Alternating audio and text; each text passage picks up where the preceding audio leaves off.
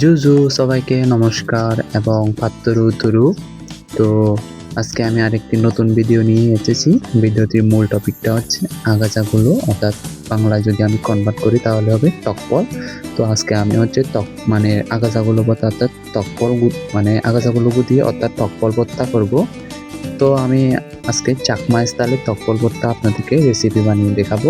তো আমি প্রথমে 1 পোয়া মতো টকপল নিচ্ছি, তারপর সেগুলোকে এখন পরিষ্কার করে নিচ্ছি।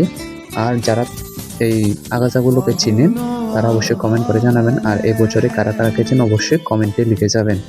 A few moments later.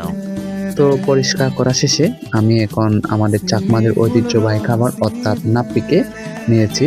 তো যারা নাপ্পি পছন্দ করেন না বা খান না তারা নাপ্পিকে স্কিপ করে শুধুমাত্র পানি দিয়ে সিদ্ধ করতে পারেন, অর্থাৎ মাছ দিয়ে রান্না করতে পারেন। এই আগাছাগুলো এগুলো কিন্তু খুবই টক।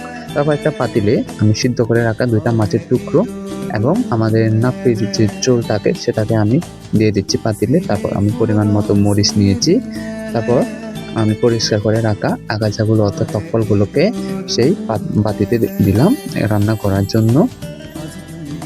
তো আগাছাগুলো অর্থাৎ আগাছাগুলোর বতিগুলো খাওয়া যায়, আমি এখানে বতি ছিল না সেজন্য ব্যবহার করতে পারিনি।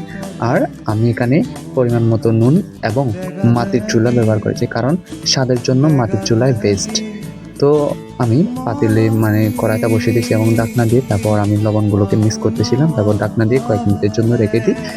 আর আমি দেখতেছিলাম ফাগুনের মধুর হাওয়া আর চুলার সেই একটু একটু উত্তাপ মেখে আমি রান্নাটা করছিলাম। খুবই আনন্দ লাগছে, মজা লাগছিল। আমি আর বারবার ঢাকনা উল্টে দেখছিলাম যে জলটা শুকিয়েছে কিনা, কারণ এই টকপল আগাছাগুলো গুঁদি করার জন্য আমাদের জলটা একেবারে শুকনো করতে হবে, কারণ এটা না যদি জল থাকে তাহলে টেস্টটা তেমন ভালো আসে না। তারপর জলটা শুকিয়ে গেলে আমি অন্য পাশে কড়াইতে নিয়ে এখন আমি সেগুলোকে অর্থাৎ ভর্তা করব।